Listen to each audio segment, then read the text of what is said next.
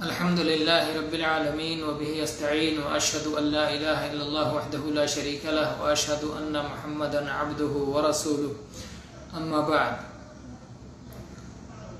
توحید کسی بندے کے دل میں پیدا ہوتی ہے اور پھر پروان پاتی ہے۔ کوئی ایسی چیز ہے جسے قبول کر کے بندہ توحید کا تخم، توحید کی بیج اپنے دل میں ڈالتا ہے اور پھر اسے پروان دیتا ہے، بڑھاتا ہے، مکمل کرتا ہے۔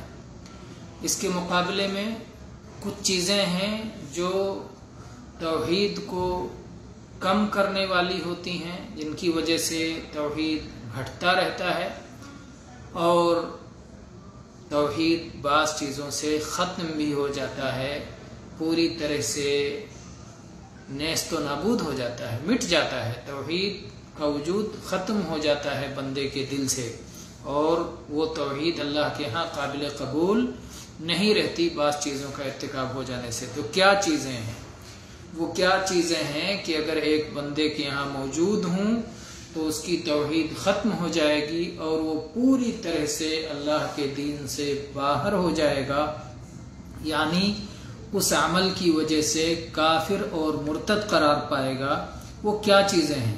بہت ساری چیزیں ہیں۔ افراد اگر ایک ایک چیز کو گنایا جائے تو ایسی بہت ساری چیزیں ہیں، لیکن ہم انہیں بڑے بڑے 3 عنوان سے جمع کر سکتے ہیں۔ 3 عنوان کے ذیل میں یہ ساری چیزیں آ جاتی ہیں: شرک اکبر، کفر اکبر اور نفاق اعتقادی۔ اگر کسی بندے کے دل میں یہ چیزیں پائی گئیں، شرک اکبر یا کفر اکبر یا نفاق اعتقادی، تو یہ چیزیں توحید کو ختم کر دیتی ہیں۔ توحید ختم ہو جانے کی وجہ سے ایسا بندہ دائرہ اسلام سے باہر ہو جاتا ہے اور کافر اور مرتد ہو جاتا ہے۔ وہ دوبارہ کلمہ توحید کا اقرار کر کے اور شرک اور کفر اور نفاق، شرک اکبر، کفر اکبر اور نفاق اعتقادی سے توبہ کر کے اور خالص توحید کو اپنا کر کے پھر سے موحد بن سکتا ہے۔ دوسری چیزیں جو منقصات التوحید ہیں یا منقصات التوحید ہیں، جو توحید کو کم کر دیتی ہیں، ختم نہیں کرتی، کمال توحید کے منافی ہیں، توحید کامل نہیں رہ جاتی ہے، ان کی بنا پر توحید ناقص ہو جاتی ہے، اس کی توحید کو داغدار، عیب دار کر دیتی ہیں، بدنما کر دیتی ہیں، ایمان کو کم کر دیتی ہیں، لیکن انسان دائرہ اسلام سے باہر نہیں ہوتا۔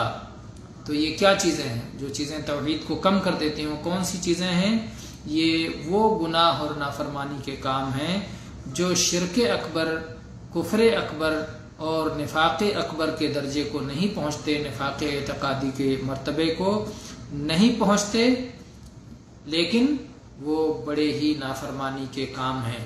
ان میں سر فہرست جو چیزیں آتی ہیں وہ ہیں شرک اکبر کے وسائل، شرک اکبر تک پہنچانے والی چیزیں، شرک اکبر کے ذرائع، اور ایسے ہی شرک اصغر، کفر اصغر اور نفاق اصغر اور بدعت۔ کتنی چیزیں ہو گئیں جو توحید کو کم کرتی ہیں؟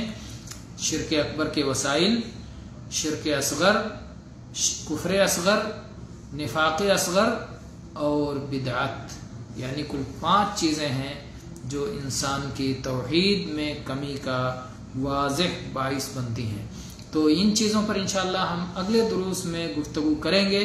ہم شروع کریں گے شرک اکبر سے کہ شرک اکبر کیا ہے اور وہ کس طرح سے شرک اکبر آ کر توحید کا خاتمہ کر دیتا ہے۔